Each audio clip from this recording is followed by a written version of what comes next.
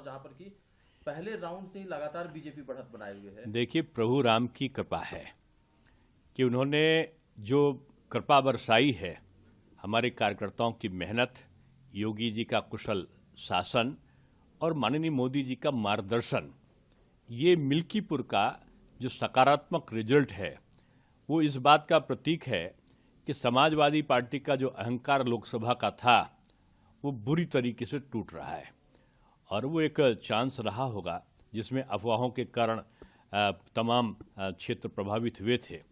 अब मिल्कीपुर ने जो वास्तविक कार्य है राम राज्य स्थापित करने का बीजेपी का, उसको स्वीकार किया है और मैं समझता हूं कि समाजवादी पार्टी को बजाय वो कफन लाना और ये लाना, इसके हार को प्यार से लोकतांत्रिक परंपराओं के अनुसार स्वीकार करनी चाहिए और अपनी गलतियों का पुनर्अवलोकन करना चाहिए।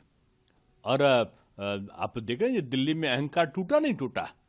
दिल्ली में जैसे हमारे वहाँ उत्तर प्रदेश में तो लोग तख्ती लगाते थे जब कहीं से अपराध करने के बाद वापस आते थे कि अब योगी बाबा माफ करो। उनका दिल्ली में मैंने 3 नेताओं को देखा कि वो तख्ती लगाए थे और उसमें कहा था दिल्ली की जनता मुझे माफ करो, मैं आपका गंदा कीचड़ वाला पानी आपको साफ नहीं दे पाया, आपका यमुना जी साफ नहीं कर पाया, आपकी सड़क नहीं बना पाया, आपका कूड़ा नहीं हटा पाया, अब की मुझे फिर माफ कर दो।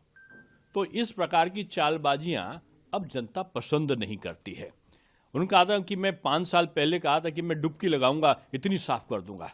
अब मुझको लगता है कि उनको तो अवसर नहीं मिला, लेकिन अब बीजेपी की सरकार बन के यमुना जी साफ होंगी, अच्छी सड़क बनेगी, कूड़ा का ढेर हटेगा और जो वहाँ पर जो अवस्थापना संबंधी सुविधाएं हैं कि साफ जल मिले, वो सब कुछ मिलेगा।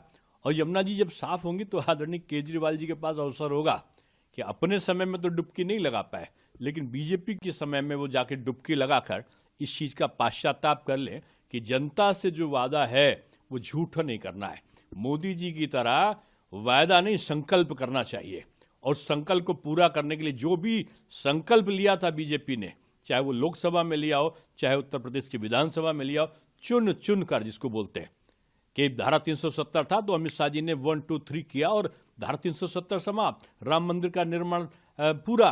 तो ये उस तरीके से जवाबदेही पार्टी बनना चाहिए और मैं समझता हूं ये सबक है विपक्ष के लिए।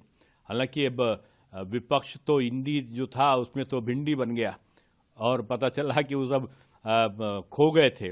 इस चुनावी मेला में यूपी के 2 लड़के अलग अलग भड़के और एक ने कहा, यूपी के एक लड़के ने, जो इनको मैं नहीं लड़का बोल रहा हूँ, उनका विज्ञापन था, उन्होंने कहा कि जो आम आदमी पार्टी के हुए हैं वो सबसे बड़े भ्रष्टाचार के हैं, शराब का घोटाले वाले। तो इन्होंने उनको कहा कि ये तो नेशनल हेराल्ड के अपराधी हैं घोटाले के।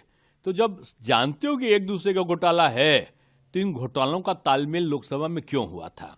जनता ने ये प्रश्न किया है और हार इसी सब कुटिल नीतियों के कारण, इनके जो गलत बयानी के कारण इनकी हार हो रही है। और मैं समझता हूं कि ये एक भारत की राजनीति का वो परिदृश्य है जो, ये दिल्ली का चुनाव नहीं है, ये भारत की राजनीति के परिवर्तन का चुनाव है।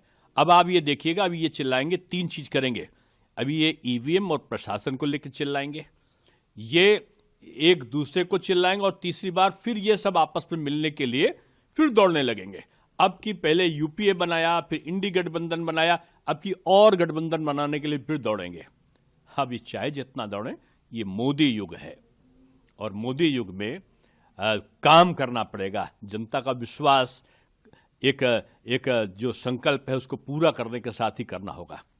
सर लेकिन 6 महीने में ऐसा क्या बदल गया कि फैजाबाद लोकसभा नहीं, देखिए लोकसभा में आज सारी लोकसभा उत्तर प्रदेश की आप करा लीजिए, 1 सीट विपक्ष नहीं पाएगा। क्यों? क्योंकि इन्होंने पूरे देश में अफवाह फैला दी थी, बीजेपी आरक्षण समाप्त करने जा रही है, बीजेपी जो है वो संविधान को बदलने जा रही है।